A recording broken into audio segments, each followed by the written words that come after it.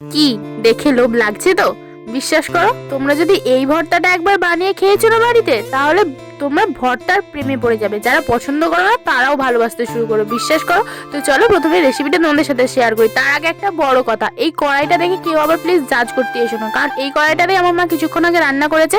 আর আমাদের যেহেতু উনুনে রান্না হয়, তার কারণে কড়াইটা এভাবে পুড়ে গেছে, তাই এটাকে নিয়ে প্লিজ কেউ জাজ করো না।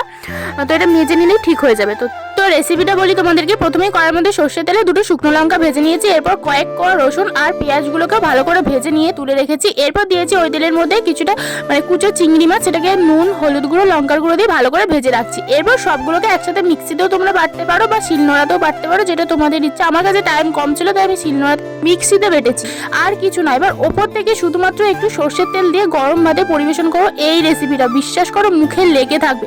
তোমরা অবশ্যই একবার বাড়িতে বানিয়ে দেখো, আর কে কে বানাচ্ছ অবশ্যই কিন্তু কমেন্ট করে জানিও।